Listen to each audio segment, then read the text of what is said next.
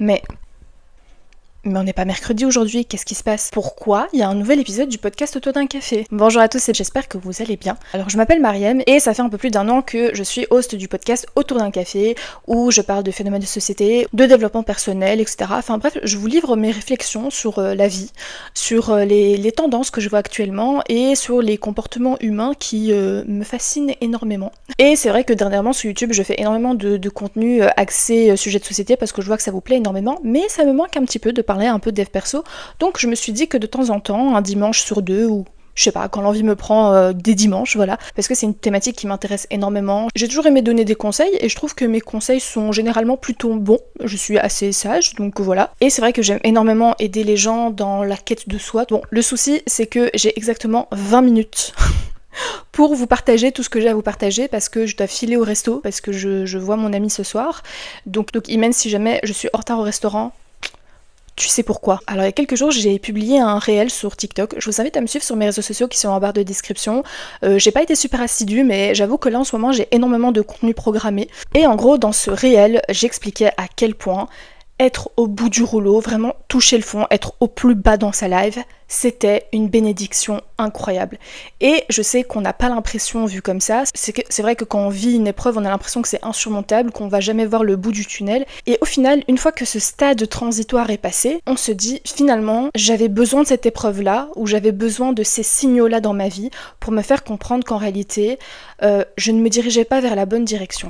Alors, chacun croit ce qu'il croit, mais moi je crois et je suis persuadée et convaincue qu'on a tous un chemin de vie et qu'on a tous des choses à accomplir dans la vie. Je pense que si on est autant de personnalités différentes, autant de caractères différents, autant de qualités différentes et c'est quelque part qu'on a tous quelque chose de différent à apporter dans le monde en général et que l'une de nos missions, c'est justement de trouver sa voie et cette voie, elle n'est pas obligatoirement linéaire et qu'en gros, c'est normal qu'il y ait des changements, c'est normal qu'il y ait des évolutions au fil des expériences qu'on vit. Au fil des années, notre réflexion, elle évolue, nous évoluons, nos réflexions passent de l'un à l'autre. Je suppose que vous avez déjà entendu plein d'histoires de gens qui ont fait des reconversions professionnelles incroyables, où on se dit même pourquoi on va faire ce choix-là. Il y a plein de gens extrêmement successful qui ont quitté le monde du business, qui ont quitté le monde artistique, alors qu'ils étaient au summum de leur carrière. Ils avaient de l'argent, la gloire, la célébrité, la beauté, et ils ont tout quitté parce qu'ils ne se retrouvaient plus dans ce chemin-là, parce que ce chemin-là les rendait tout simplement malheureux. Et en fait, j'ai l'impression qu'on ne s'écoute pas suffisamment quand il y a des micro-signaux qui nous informent et qui nous indiquent est-ce que, à l'heure actuelle, tu sens que tu es toujours sur la bonne voie? Est-ce que, à l'heure actuelle, tu as l'impression que ce que tu fais a du sens pour toi, que ça te rend heureux? C'est vrai qu'on a du mal avec le changement et que du coup, on n'ose pas opérer ce changement parce qu'on a peur de l'opinion des autres, on a peur de refléter une forme d'instabilité, or que c'est pas vraiment ça être instable. Enfin, d'après moi, être instable, c'est vraiment passer de l'un à l'autre du jour au lendemain, mais généralement, il y a toujours une période de transition entre deux chemins de vie, entre deux réflexions. Il y a déjà des signaux précurseurs qui existent et qui démontrent que, en fait, c'était prévisible que tu changes de voie, c'était prévisible que tu changes de carrière, mais c'est vrai qu'il y a beaucoup de gens qui ont énormément peur du changement, parce que le changement, c'est perçu comme de l'instabilité et comme quelque chose de finalement très négatif. Je veux dire, à un moment donné, tu n'es pas un arbre, t'es pas censé rester enraciné au même endroit toute ta life, et que c'est normal d'évoluer et c'est normal de changer, et ça prouve juste que tu es un être humain qui grandit et qui apprend des choses tout.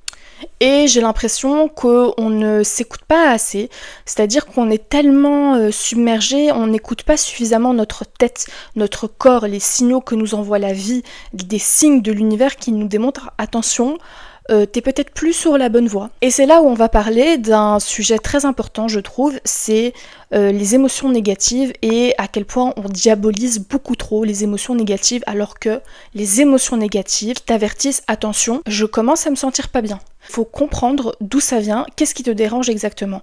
Et en fait, si tu écoutais un peu plus ces émotions-là, ce ne sont pas des émotions à diaboliser, ce sont tout simplement des émotions qui te permettent de mieux te guider, de mieux te rediriger vers la voie que tu es censé emprunter actuellement. Et en fait, si on prenait plus le temps d'écouter ces émotions-là, on se laisserait pas justement arriver à ce stade où on est au plus bas du plus bas du plus bas, et on essaie de trouver des moyens de soulager notre douleur par peut-être des voies qui ne sont pas saines pour nous, qui peuvent nous conduire vers des addictions ou que sais-je, bref, vers des choses qui ne sont absolument pas saines, et en fait tout ce qu'on fait, c'est qu'on reporte le problème ailleurs. Donc ces émotions négatives, on les perçoit comme des émotions négatives parce qu'effectivement, ressentir de la colère, ressentir de la tristesse, c'est jamais super agréable, mais c'est quand même important d'écouter cette colère et cette tristesse parce que, ok, je ressens ça. Pourquoi je ressens ça ? Quels sont les événements qui m'ont fait ressentir ça ? Quel changement je dois opérer pour ne plus ressentir ces émotions-là ? Parce qu'on veut les minimiser, c'est ok d'être triste, faut se permettre d'être triste, faut se permettre d'être en colère, mais du coup, pour régler le problème, il suffit pas de vite passer à autre chose, il suffit pas de ne pas les écouter et de les réprimer, non, il faut les accepter, les regarder en face, les affronter et essayer de trouver des solutions pour justement minimiser ces sentiments. Il y a ce qu'on appelle dans l'univers la loi de polarité, c'est-à-dire qu'en fait, si tu ne vis que des jours heureux, bah tu pourras jamais vraiment constater si c'est vraiment des jours heureux, si tu n'as jamais de jours malheureux. Les jours malheureux te permettent de te rendre compte quand tu vis des bons jours, ah aujourd'hui je vis vraiment un bon jour, et ça te permet de vraiment savourer cette journée-là. Donc on a beaucoup trop diabolisé les émotions négatives, on a essayé de se dire « Allez, non, faut que je sois heureuse, faut que je sois positif à tout prix ». Déjà, c'est impossible d'être positif à tout prix tout le temps. Et tu sais quoi, c'est ok, ça va juste te permettre de mieux apprécier les bons jours et de mieux te rendre compte de c'est quoi le bon et c'est quoi le mal pour moi. Quand t'es au plus bas du bas, en fait, tu n'as littéralement plus rien à perdre. Et en fait, c'est ton instinct de survie qui prend le dessus. Et tu veux juste tout faire pour sortir de cette situation-là et pour ne plus la revivre. Donc du coup, en fait, tu ne peux que remonter. Tu ne peux pas tomber plus bas quand tu es déjà au plus bas. J'ai vu un youtubeur, je me rappelle plus du nom du youtubeur, par contre, si je le retrouve, je le mettrai en barre de description. Mais en gros, c'était un youtubeur qui expliquait, avant de me lancer sur YouTube, en fait, je vivais dans ma voiture. J'étais tellement dans la dèche, en fait, je pouvais plus me permettre de payer un loyer, donc du coup, je vivais dans ma voiture. Et c'est vraiment dans cet état d'esprit-là que j'ai publié ma première vidéo YouTube. Parce que je me disais, en fait, j'ai plus rien à perdre, en fait. Qu'est-ce que je peux perdre de plus ? Je suis littéralement à la rue. Et en fait, aujourd'hui, il vit de YouTube, et il vit très bien avec YouTube. Et en fait, il y en a plein des histoires comme ça. Il y a plein de gens qui ont des success stories vraiment incroyables. Et très souvent, le dénominateur commun, c'est que ces gens-là, avant de commencer une carrière, avant de commencer un business, ce sont des personnes qui étaient au plus bas du bas dans leur vie et qui se disaient « mais en fait, je n'ai rien à perdre à essayer ». Et justement, si je n'essaie pas, j'ai déjà perdu en réalité.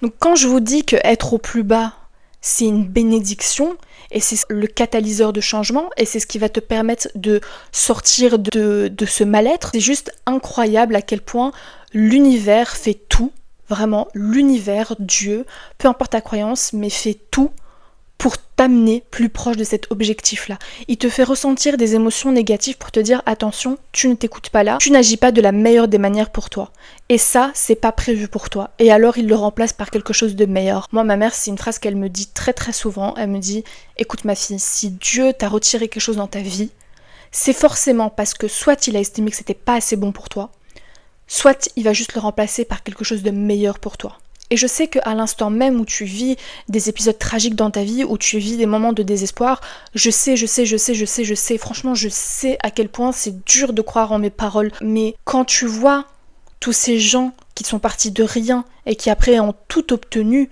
ou qui justement ont trouvé leur voie et sont épanouis et heureux, pourquoi pas toi en fait ? C'est ça le truc, c'est qu'on regarde toujours ce que font les autres, on regarde toujours ce que ça a apporté aux autres, mais on a du mal à croire quand c'est pour sa propre personne. Et je trouve ça vraiment triste parce que ça prouve à quel point dans notre société, il y a un gros manque de confiance en soi et d'estime pour soi. Si je ne crois pas en moi, littéralement, il y a personne qui va croire en moi-même en fait. Parce que c'est toi qui vis avec ta personne tous les jours au quotidien, c'est avec toi-même que tu dors, que tu manges, que tu vis chaque instant de ta vie. Et du coup, c'est contre toi-même que tu vas être en colère. Après, tu ne pourras pas toujours blâmer des facteurs extérieurs qui te permettent de dire je suis malheureux ou malheureuse à cause de tel événement, à cause de telle infrastructure, à cause de telle personne. Très souvent aussi, quand tu acceptes des situations qui ne te conviennent pas, c'est contre toi-même que tu es en colère. Comment j'ai pu autoriser ça ? Comment j'ai pu laisser passer ça ? Comment j'ai pu passer au-dessus de tout ça ? Toute la colère que tu ressens envers toi-même, ça va d'autant plus faire baisser ton amour-propre, ça va d'autant plus te faire stagner dans tes objectifs de vie et dans ce que tu veux vraiment accomplir et ce qui fait du sens pour toi. Je passe une période de transition. Mais en fait, moi, j'ai toujours plus ou moins su ce que je voulais faire.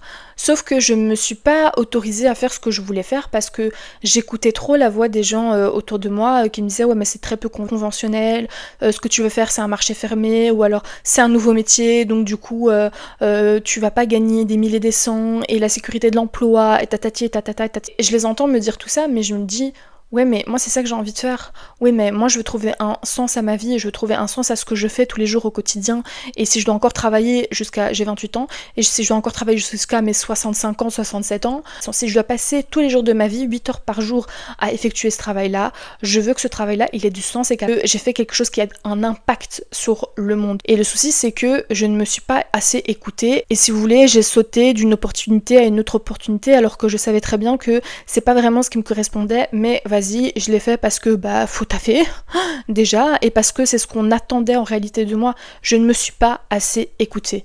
Vraiment. Et quand j'ai lancé mon podcast, je l'ai dit à personne. Enfin, genre vraiment, les gens ont découvert du jour au lendemain que j'avais un podcast. Genre même mes sœurs, elles ont découvert, comme tout le monde, que je me lançais dans le podcast. Et elles m'ont dit, mais pourquoi tu nous as rien dit? Parce que je voulais pas écouter la voix des autres, je voulais écouter uniquement ma propre voix. Je préférais laisser ma voix intérieure être beaucoup plus forte que la voix des gens autour de moi. J'ai l'impression que les gens autour de moi, je leur ai donné des haut-parleurs, alors que le seul avis qui compte, c'est le mien. Ce travail, c'est moi qui vais l'effectuer tous les jours. Et en fait, il faut juste arrêter de donner autant de pouvoir à des gens extérieurs alors que c'est ta vie. Personne qui vit ta vie à ta place. Personne qui porte tes combats à ta place. Et franchement, parfois ça demande des sacrifices, oui, ça demande de perdre des gens, ça demande de perdre de l'argent, ça demande énormément de choses. Mais tu sais quoi, si ça peut te permettre de te rapprocher plus proche de ton objectif, ça en vaut la peine. Parfois on a besoin d'événements qui nous choquent, on a besoin de propos qui nous choquent, on a besoin d'électrochocs pour nous ramener plus proche de notre objectif. Regarde comment ça se passe au travail, comment tout a l'air lourd, comment tout a l'air pénible, comment t'arrives pas à avancer dans tes projets, c'est parce que ce n'est pas fait pour toi. Il y a une différence entre des challenges et des difficultés. Des challenges, justement, ça te pousse à te surpasser. Mais quand c'est des difficultés sur difficultés,